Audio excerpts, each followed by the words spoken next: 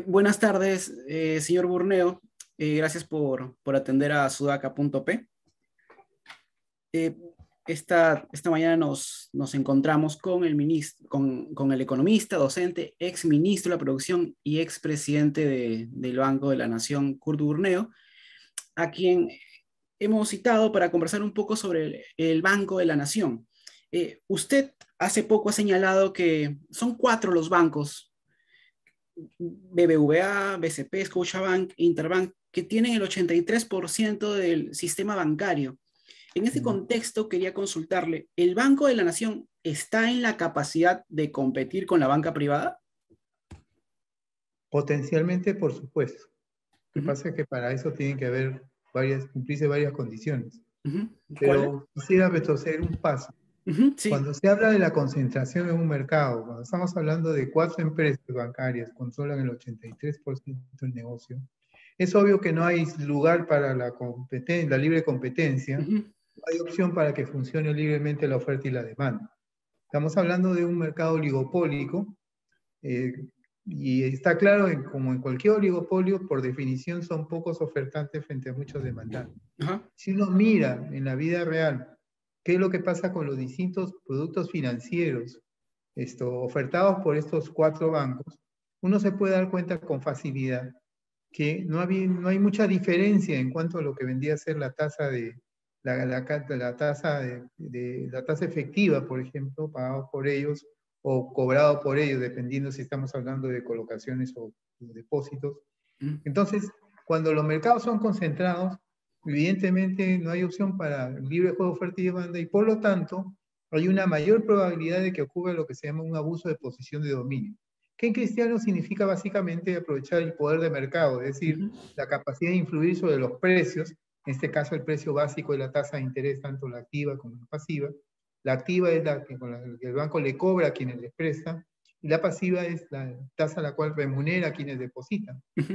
Entonces, si no hay opciones para el libre juego de la oferta y la demanda, se necesita pues que haya más competencia. Y en esa lógica de mayor competencia, en donde yo sí creo que una idea plausible totalmente, tiene que ver con el tema del ingreso del Banco de la Nación para poder ser un competidor más. Ahora, esto no es marciano. O sea, Ujú, desde el año 1953, en Chile, el Banco del Estado de Chile exacto. es un banco público, es el símil del Banco de la Nación, pero con una gran diferencia. Compite en el sistema. Ujú, Y lógicamente la competencia en sistema debería ser bienvenida porque forzaría evidentemente, digamos, a que haya más eficiencia y definitivamente mejores tasas, vamos a decirlo así, en favor de los consumidores del servicio o en favor de los que en general depositan o reciben créditos de la banca. Entonces, aquí de lo que se trata es promover la competencia ujú, ante un mercado concentrado. Y 83% con un nivel de concentración así, es evidente inclusive que cualquier, por ejemplo, reducción de la tasa de interés a nivel internacional, por darle un ejemplo, cuando hablamos de líneas que están conectadas, digamos, con tasa de interés internacional, uno podría esperar que lo que debería de pasar es que una menor tasa de interés internacional se trasunte en un costo crediticio menor. Si trasladamos ese menor costo del insumo fundamental, como es la línea de crédito de fuera, si la trasladamos a lo interno, si hubiese libre competencia, pues se traslada ese menor costo del insumo al precio final, que es la tasa de interés. El problema es que cuando estamos hablando de mercados concentrados, no sucede eso. Y es asimétrico. Cuando sube la tasa de interés internacional, ahí sí inmediatamente las líneas de crédito se encarecen y los bancos cobran más, por ejemplo, a quienes les prestan. La ujú. tasa de interés es mayor. Pero cuando sucede lo contrario, definitivamente, si es que hay alguna posibilidad de reducción, es absolutamente marginal. ¿Por qué? Porque tienen poder de mercado, sencillamente. La libre competencia lo que promueve justamente, digamos, es que los consumidores puedan accesar, digamos, al servicio en condiciones más competitivas, por decirlo de alguna forma, ¿no? Y como le vuelvo a decir, el Banco del Estado de Chile, que es un símil del Banco de la Nación, hace banca comercial como cualquier banca privada. Y no vamos a decirlo, a nadie se le va a ocurrir decir que los socialistas o comunistas chilenos, ¿no es cierto?, son los que de 1953 introducen el Banco del Estado, el Banco Estado de Chile, para hacer competencia. O sea, Lo que quiero decir sencillamente es que no es un tema político, es un tema simplemente de mejor funcionamiento de los mercados. ¿No? O los 4 bancos grandes que controlan el 83% del negocio, ¿no creen en la libre competencia? ¿O es solamente de la boca para afuera? El tema es que mucha gente habla de la libre competencia siempre y cuando no le toquen el mercado concentrado en el que opere. Pero cuando le empiezan a tocar eso, entonces ahí ya uno observa algunos mutis. Y claro, la historia de siempre es, el Banco de la Nación no es capaz, el Banco Público no es capaz de participar con eficiencia, digamos, en el sistema. Yo diría esto, que ahí, si bien es cierto, no es inmediata la posibilidad de acceso, porque obviamente hay ciertas condiciones que tienen que ser generadas en el Banco de la Nación para poder ¿Cómo entrar cuáles? a la competencia. Por ¿Qué ejemplo, lo que es condiciones? la capacitación del personal, Uh-huh. en términos, por ejemplo, lo que son riesgos crediticios, para comenzar. Claro. El Banco de la Nación no tiene ese personal calificado y tendría que incorporarse o recalificarse el personal en ese sentido. También tendría que evaluarse, por ejemplo, lo que tendría que ser el Fondo de Seguro de Depósitos.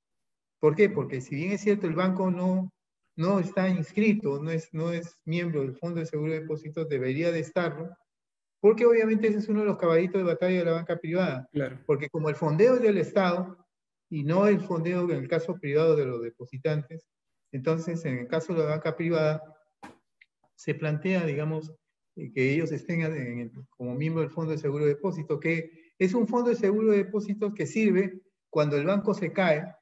Entonces el Fondo de Seguro de Depósitos funciona y si no me falla la memoria, hay una devolución por cuenta de hasta 100.000 soles por cada una de ellas. En el caso de que el banco, por ejemplo, el banco quebrase, ¿cierto?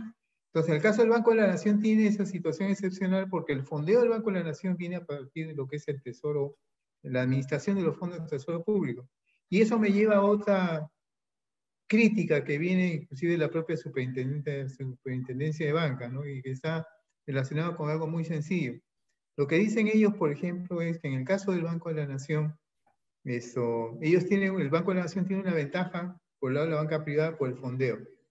Claro, pero no olvidemos que también es posible que las entidades o los titulares de las cuentas saquen sus recursos del Banco de la Nación y los dirijan a la banca privada, como ocurre actualmente. O sea, si no, ¿cómo explicar, por ejemplo, que el Interbank o el BBV tengan crédito de consumo con trabajadores públicos? Lo que hacen los trabajadores públicos es trasladar sus recursos hacia la banca privada y la banca privada les maneja, digamos, esos recursos tal cual. Ahora, el punto importante aquí a discutir o a mencionar, vamos a decirlo así, es que si el Banco de la Nación, por ejemplo, tendría que mejorar, si hay más operaciones, su ratio de capital que está en 16% ahora debería ser mayor. Obviamente, por eso estoy diciendo, este es un proceso, digamos, que debería de conducir a que finalmente el Banco de la Nación pueda, con todas las capacidades necesarias o competencias necesarias, competir con la banca privada. Y eso no se resuelve, digamos, por un decreto de urgencia, decreto legislativo, una ley. Aquí el banco tiene que prepararse previamente para poder hacer ese ingreso al mercado. Entonces, ¿por qué? Porque, insisto una vez más, desde el momento en que el Banco de la Nación no ha sido competencia para la banca privada, y no ha sido competencia de la banca privada por el famoso artículo 60 de la Constitución Política del Estado sobre el rol subsidiario del Estado. Entonces, ahora se abre esa posibilidad, que creo que el uso efectivo de esa posibilidad no es inmediata, porque el banco tiene que prepararse previamente. Como le decía, digamos, el tema de adaptar toda su estructura organizativa del banco, ahora como un banco comercial, organizarlo con estas características, pero como lo señalé yo en principio cuando asumí la responsabilidad del banco en el año 2001 hasta el 2006, lo fundamental, digamos, no solamente de cualquier banco público, sino de cualquier empresa pública, para poder señalar, por ejemplo, de que tenga más probabilidad de ser exitosa, eso pasa no tanto por quién es el dueño, sino cuál es la calidad de la gestión que se hace. Y entonces, tomando, digamos, lo que es la definición de privatización del Banco Mundial, que señala que una empresa pública se privatiza cuando mira al mercado para tomar sus decisiones. Basta que mire al mercado para tomar sus decisiones, estamos hablando de una privatización de facto de la empresa pública. Y eso es justamente lo que ha pasado con el Banco de la Nación. Lo que pasa es que muchos en la mente tenemos la idea de privatización como vender la empresa pública. Y no es cierto. O sea, la venta es una de las formas de la privatización. pero hay distintas. Por ejemplo, el tema de hacer un joint venture, una asociación de riesgo con inversionistas, por ejemplo, hacer una contratación de un equipo de gerentes para la administración de la institución o de la empresa pública. Son distintas opciones. Una de ellas es la venta de la institución, pero eso se hizo en la década de los 90 porque el gobierno de Fujimori estaba muy interesado en hacer caja. Y entonces, dentro de la forma de privatización, la forma que permitía hacer caja era básicamente a través de las ventas. Y una cosa de final, se necesita que el presidente, el directorio y los directores, por ejemplo, primero sean personas que conocen de banca, que tengan algún conocimiento e información en la parte económico-financiera, tanto para el presidente del banco como los directores.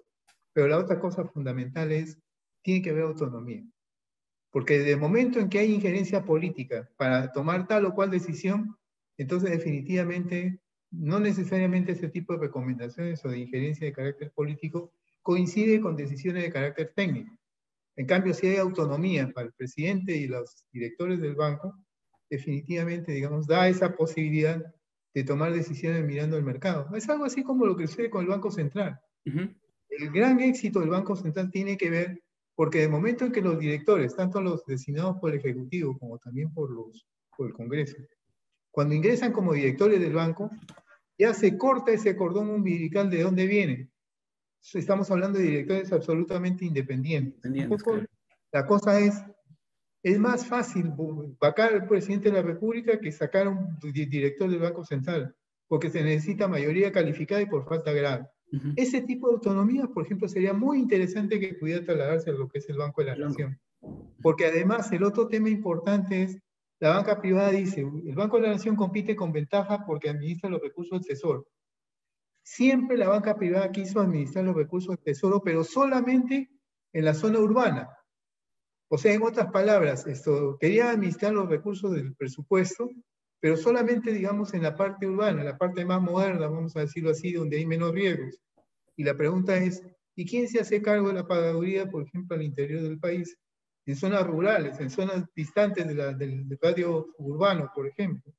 Entonces, ese es lo que hace el Banco de la Nación. El tema del Banco de la Nación es que tiene toda una estructura a nivel nacional que permite, vamos a decirlo así, desarrollar los servicios financieros a nivel descentralizado. Perdón. Sí. Aprovecho para... Dígame. Sí, aprovecho para preguntar, ahora que habla de esta capacidad que tiene el Banco de la Nación, al ciudadano en general, ¿cómo beneficiaría que el Banco de la Nación, es decir, un banco público, ¿no?, compita con la privada? ¿Qué servicios podría tener a favor, por ejemplo? No, yo diría servicios como lo que podría obtener, digamos, en la banca privada, pero a menor precio. Tan simple como eso. Claro. Con tasa el tema justamente el ingreso del Banco de la Nación es promover la competencia y al final de cuentas los grandes beneficiados van a ser los clientes, porque van a tener, digamos, servicios financieros, pero a un costo menor a lo que tienen ahora.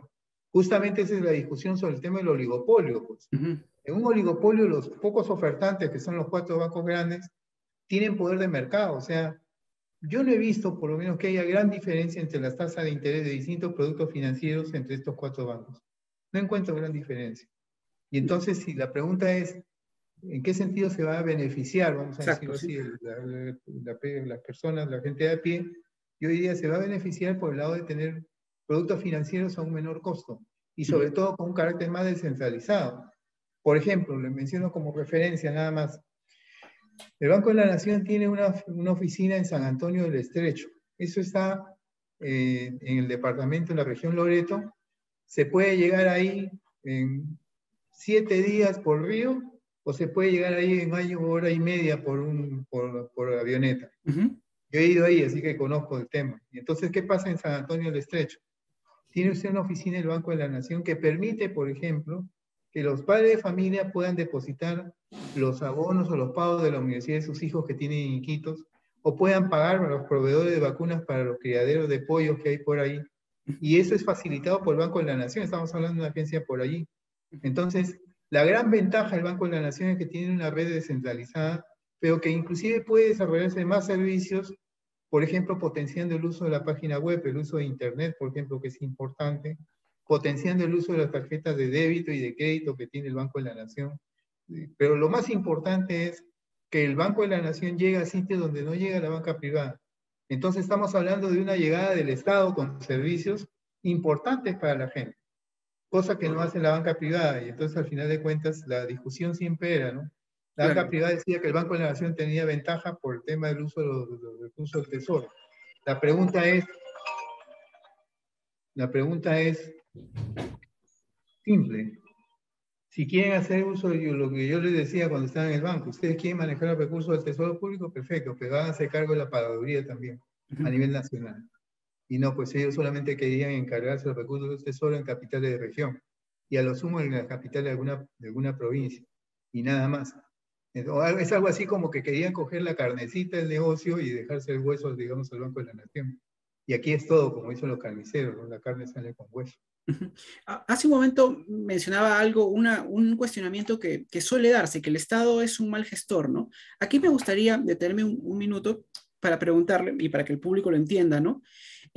¿Cómo funciona el Banco de la Nación? ¿Con qué tipo de recursos? ¿Percibe recursos del Ministerio de Economía? ¿Tiene recursos propios? ¿Se sostiene por utilidades? La respuesta es bien simple. El Banco de la Nación sobrevive con sus propios recursos, no recibe un centavo del Tesoro, excepto el pago por el manejo de los recursos, la gestión de la tesorería, que cobraría, digamos, cualquier entidad financiera por encargarse de la pagaduría. Pero después, si estamos pensando en planilla del Estado o algo así, nada, ¿de dónde sacan los recursos para sobrevivir el Banco de la Nación? De sus propias operaciones, que tienen que ver con colocaciones, que tienen que ver con el manejo de la gestión de tesorería por el lado del Estado, que tiene que ver, digamos, con por ejemplo, con opciones como la corresponsalía, donde hace los negocios en nombre de la banca privada, desarrolla una serie de negocios a nivel descentralizado justamente porque la banca privada no tiene la infraestructura para hacerlo. O sea, si la pregunta es, ¿el Banco de la Nación recibe algún dinero como directamente el Tesoro Público, digamos, como cualquier entidad del Estado? Y la respuesta es no. Sobrevive con sus propios ingresos. Y no solamente eso. El año pasado, que fue un año malo, la utilidad neta estuvo en alrededor de 600, casi 660 millones de soles.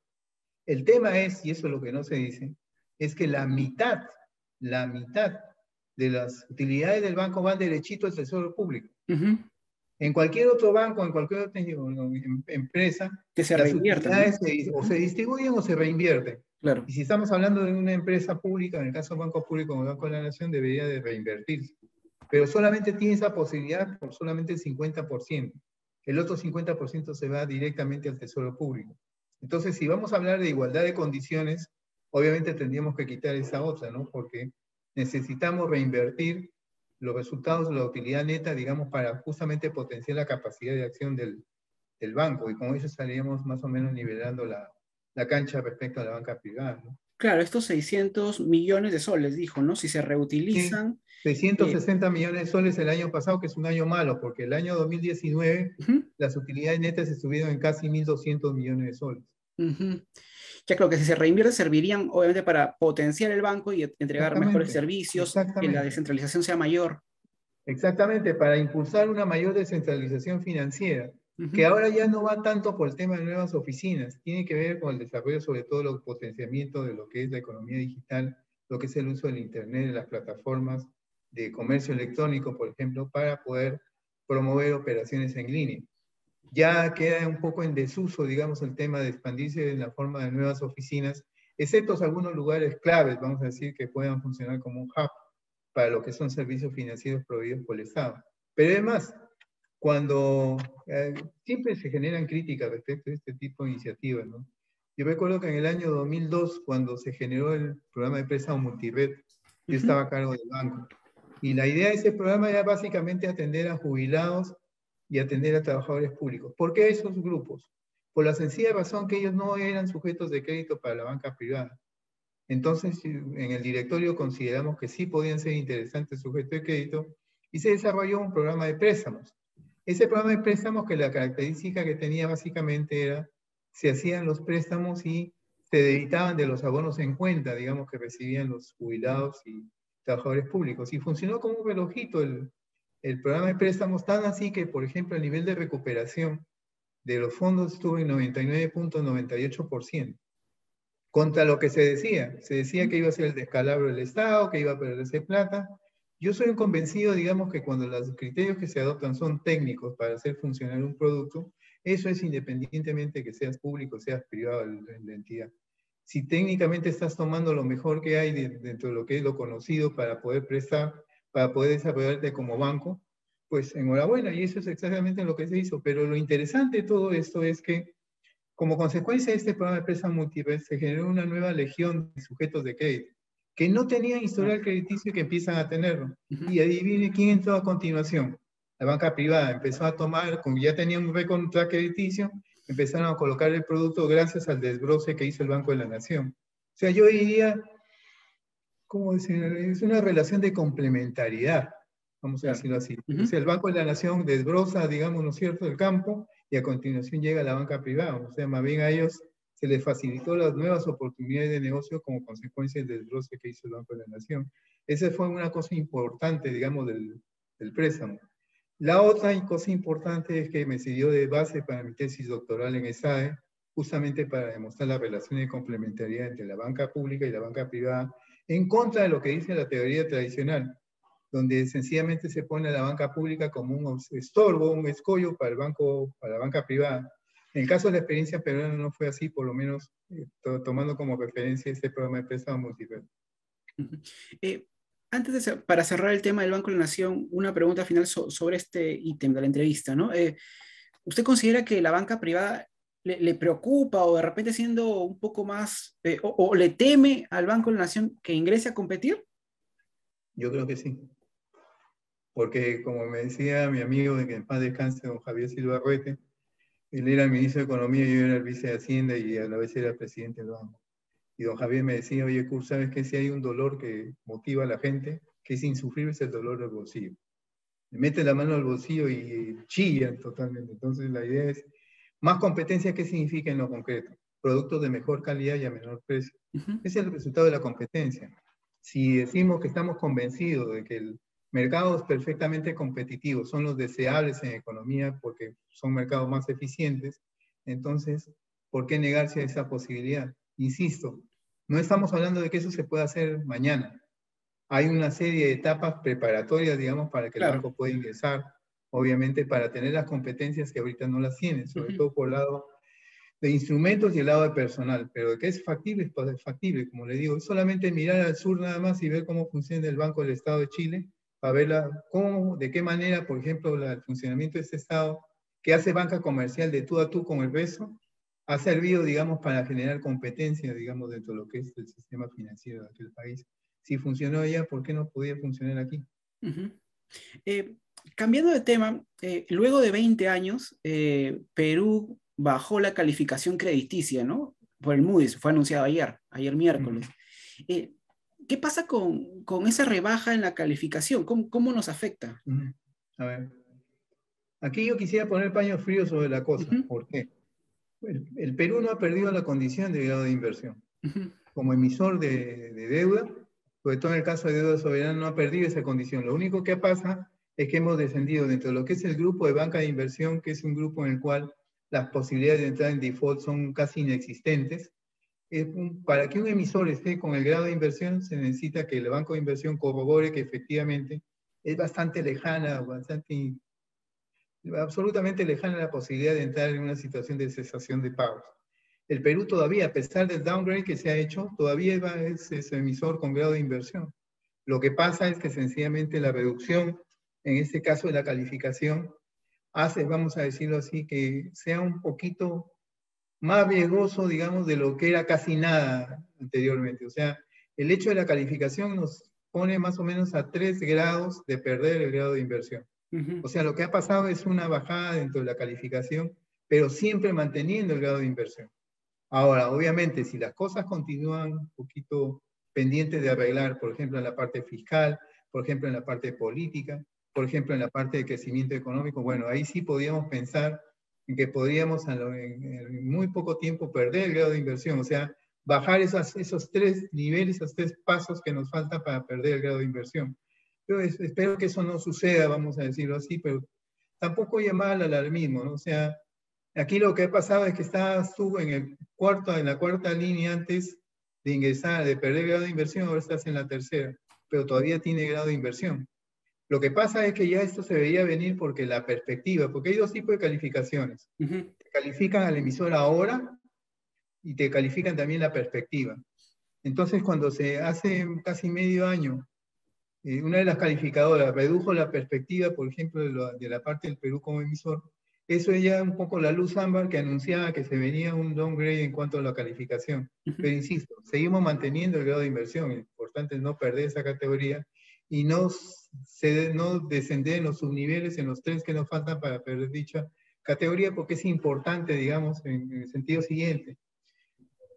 Cuando un emisor es más riesgoso, lo que necesariamente va a pasar es que el rendimiento que exhibe en sus bonos, en sus vehículos financieros, tiene que ser mayor para compensar el riesgo.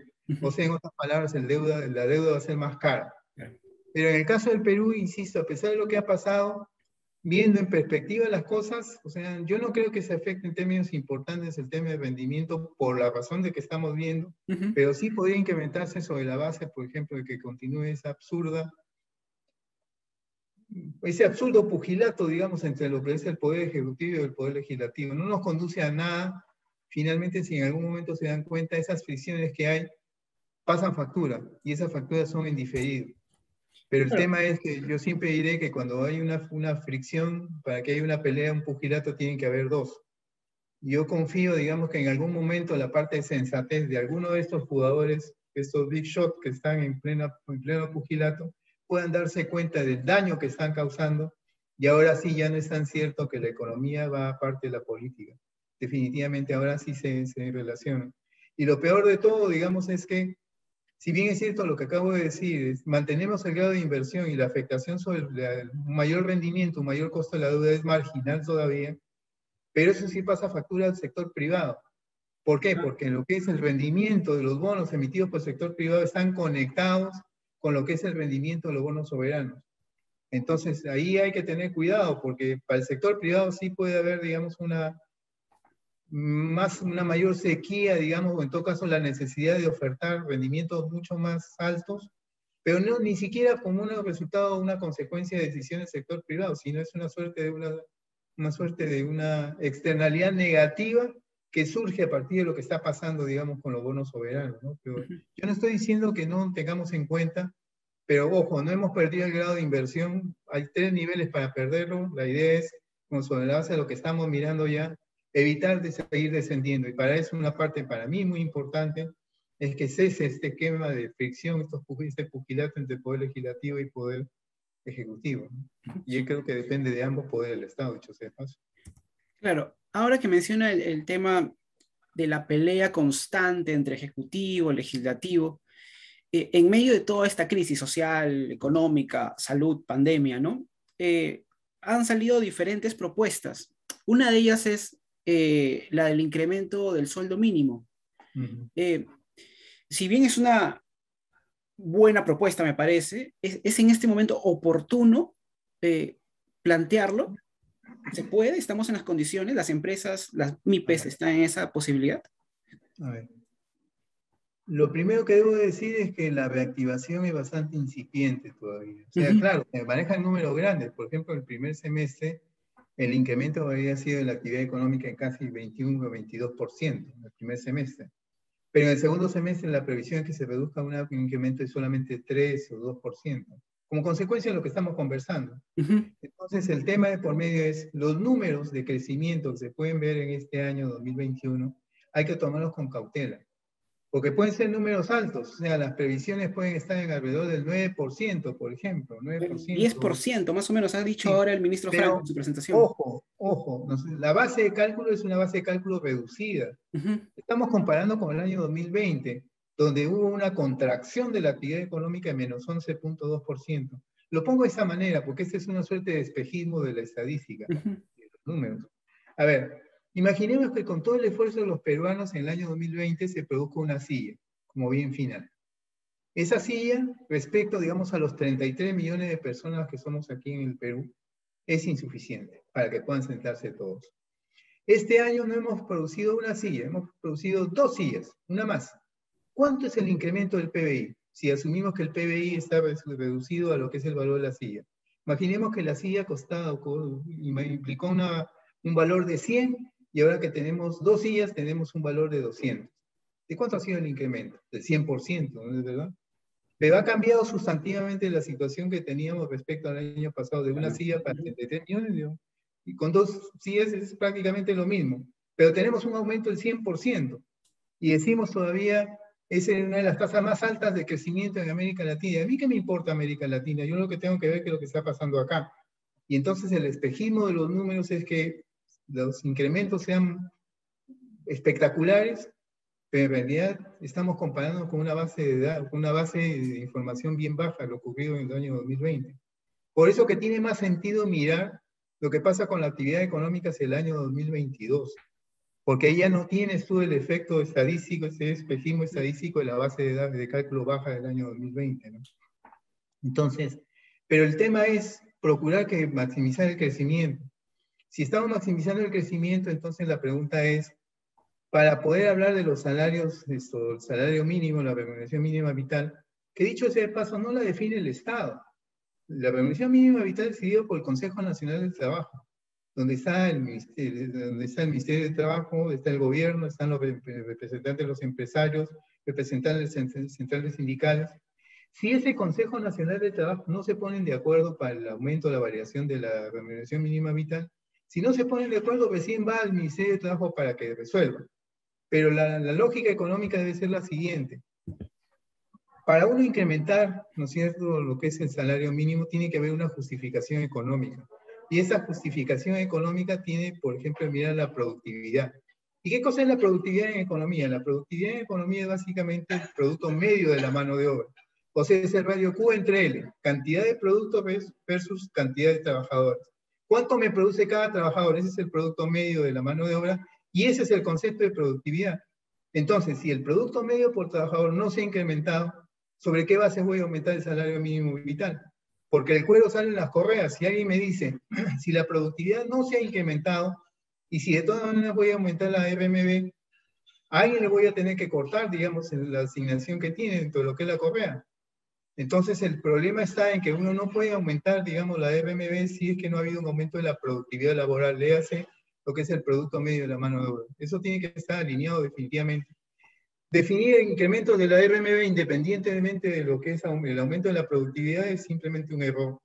Lo que hay que mirar, digamos, es en cuánto aumentó el producto medio del trabajo, léase la productividad, y en función de eso, uno podría discutir el incremento de la RMB, que además tiene sus bemoles, porque yo en lo personal considero que no debería haber una sola RMB, deberían haber RMBs en función de las regiones, de donde están las empresas, porque las realidades económicas son absolutamente distintas.